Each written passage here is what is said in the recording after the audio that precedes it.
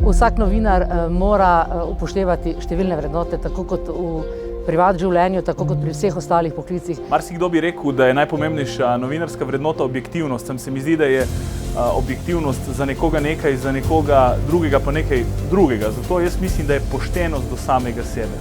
To, da greš mirno spat po vsem, kar si naredil. Zame osebno je ena najpomembnejših neopredeljenost. Slovenija je namreč zelo majhna dežela, vsi se med seboj poznamo in kar hitro se zgodi, da si okužen. V takem primeru je prav, da novinar to pove svojim urednikom in se iz zgodbe izloči. Najpomembnejša vrednota v novinarstvu se mi zdi to, da vedno iščeš oziroma stremiš k resnici in k temu, da ljudem prikažeš čim bolj celovito zgodbo. Pravzaprav skupek vseh vrednot, ki nekako tvorijo mozaik, kjer je vsak kamenček pomemben, da dobimo na koncu dobro novinarstvo.